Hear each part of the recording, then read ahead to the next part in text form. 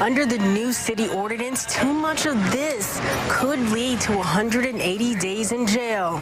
Here today, state legislatures join education committee members at the Lander Inn to discuss school improvements throughout the state. It was right here behind me in this open area where the two bystanders pulled the boy out of the water. They walked up right about to here and immediately began performing CPR, where they said they didn't think he'd make it. I'm here in front of the Intertribal Education and Community Center, where they will reveal the new veteran wall. Now present today are veterans from World War I and II, and they all say today is an honor. After a failed attempt to make it through the front door, they then came around to the back and threw a brick at this window. The glass shattered all over the ground as they made their way inside. You see where the fence begins to disappear into the water? That lets us know how deep it actually is. Now, traffic controllers say they don't know how long this will last, but if it continues, they will have to shut down the highway. Firefighters have since then put out the fire and remain on the scene. Multiple people have lost their home, and Red Cross will be helping out those residents. They are more than frustrated that the expelled student will in fact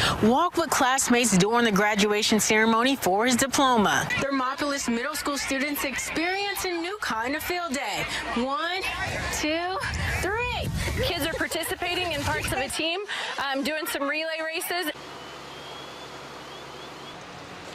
As I was waking up this morning, my roommate was leaving, and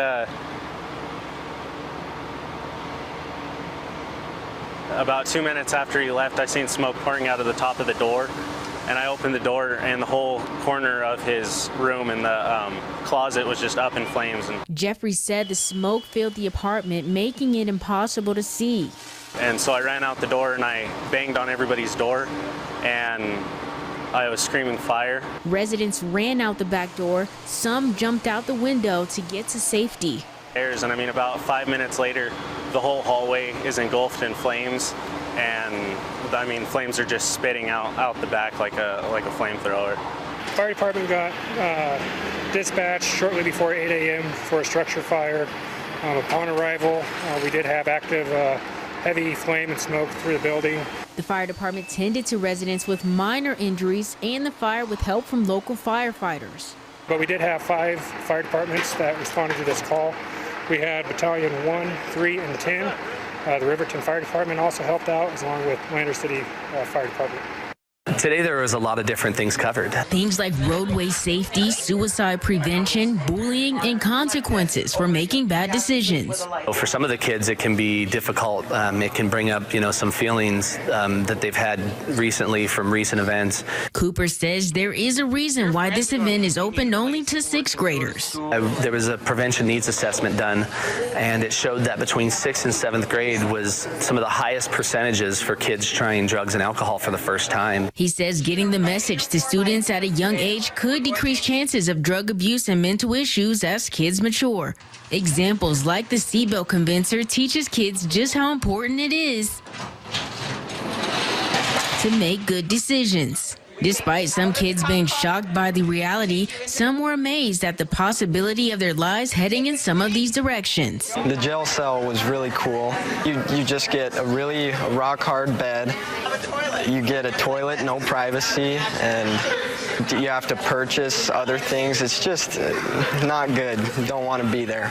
I kind of like the seatbelt one. Madison Fossey sums up what might happen to those who don't wear their seatbelt. Well, if you don't wear a seatbelt, then there's sometimes not going to be what is it called? An air pack coming out. And you might die.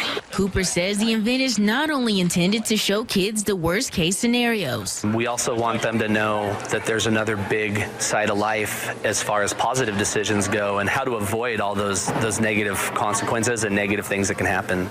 Students say they got the message loud and clear. Don't make bad choices or bad things are going to happen to you. Make good choices. Make good choices, because if you make bad choices, that is where you will end up. Cooper encourages parents to talk with students to help develop their decision-making skills. Raven Ford, News 13, Riverton. I think it's really a wonderful thing, and especially in this particular instance. Navy veteran and Commander Warren Heiss shares what he felt when he first saw the wall. Well, I thought it was very telling, because when I looked at the faces and see the expressions and what's the stories behind them and how it's etched into their characters and what it means to us today, it means a whole lot to me as a veteran. During the ceremony, Senator John Barrasso made an appearance to greet our local heroes.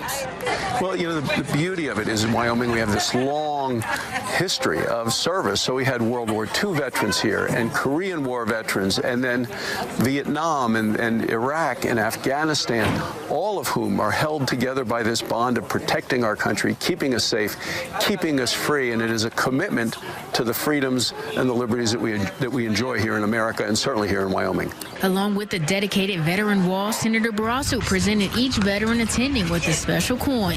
A military challenge coin, and it says Wyoming on it, United States Senate, and it has the bucking bronco. I give it to our veterans as well as our new recruits to remind them that they have a wonderful state that will always be behind them. That is a very wonderful thing, because when you go down the street and people say thank you for serving and you know that they mean it, then you know that the sacrifices that you and many other men have made are all worthwhile. And it brings us all together regardless of which color or what diversity we belong to. The new wall currently holds only 45 photos of past veterans of different ethnicities and service backgrounds. Central Wyoming College associates say they do plan to add more. Raven Ford, News 13, Riverton.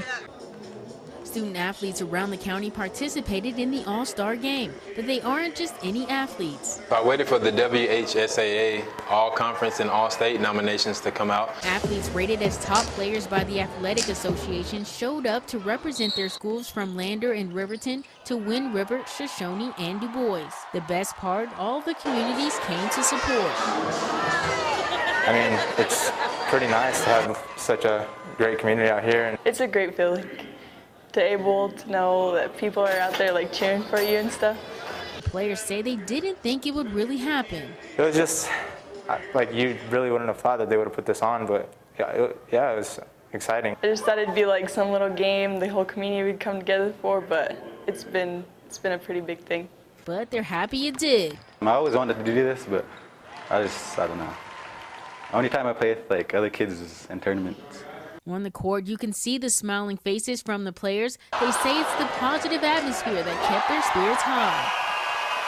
It's pretty high, like, energy from the crowd and the players.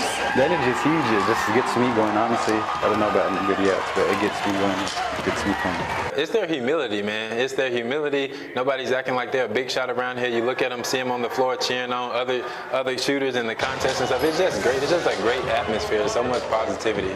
Wiggins says the event was inspired by his foundation, GROW. GROW isn't about growing athletes.